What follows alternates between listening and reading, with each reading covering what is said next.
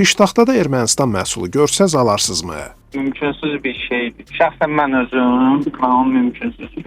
Ötən ilin yayında sülh sazişi paraflanandan sonra Azərbaycan Ermənistana yanacaq bitum satmağa başlayıb.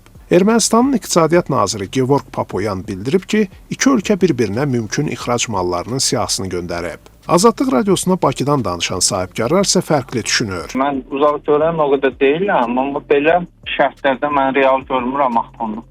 Mümkünsüz bir şeydir. Şəxsən mən özüm, onu mümkünsüz. Onlarla sülh var bizim aramızda. Niyə onda silahlı dayanıblar?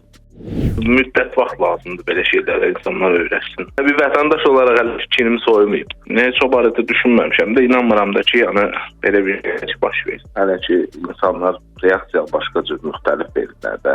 Yəni sözsüz ki, hər müharibənin sonu sülh olur.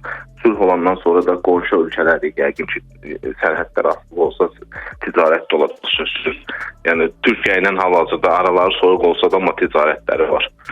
Gevorg Papoyan yerli mətbuata açıqlamasında bildirib ki, ölkəsi Azərbaycana siqaret, tekstil malları, bəzi istixana məhsulları, pomidor, bibəri uyğun qiymətə təklif eləyib. Azadlıq radiosunun sosial şəbəkələrdə məsələ ilə bağlı izləyicilərə ünvanladığı sorğuda da vətəndaşlar fərqli fikirlər paylaşıblar. Mən Azəri analarının gözünü yaşlı qoymuş erməninin heç nəyini almaram. Hətta onların məhsulları keyfiyyətli olsa belə, mən onlara etibar eləmirəm. Qida Təhlükəsizliyi Agentliyi gərək Ermənistandan gələn ərzaq mallarının hər daxil olan partiyası üçün zəmanət sertifikatı verə.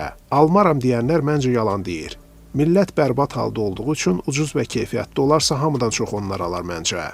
İqtisadçı Rəşad Həsənov Ermənistanın müharibədən öncəki dövrdə Azərbaycana satdığı məhsullar arasında mədən, yüngül sənaye malları, tikinti materialları, içki, qida məhsullarını sadalayır. Ötən dövrdə bazarların strukturu dəyişsə də, bunların yenidən aktual olacağına və eyni zamanda Ermənistanın texnoloji məhsullarını da Azərbaycana sata biləcəyinə inanır.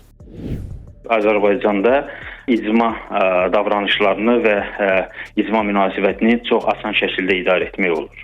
Təbii ki, həmin sahibkarlar başa düşüləndir, çünki hazırda hökumətin müvafiq istiqamətdə mövqeyi aydın deyil və sahibkarlar bu riski gözə alıb hərəkət etməyəcəklər.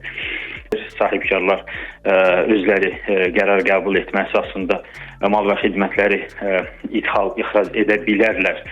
Kimin bir iradə ortaya qoyulsa, həm biznes, həm eyni zamanda Azərbaycan alıcısı çox qısa müddətdə bu prosesə adaptasiya olunacaqdır. İqtisadçı deyir ki, buna etiraz edən qruplar da tapılacaq. O bildirir ki, Paşinyan administrasiyası tərəfindən Ermənistan cəmiyyəti müəyyən qədər psixoloji olaraq buna hazırlanıb. Azərbaycan yanacağının artıq Ermənistanda satılması da bunu sübut eləyə bilər.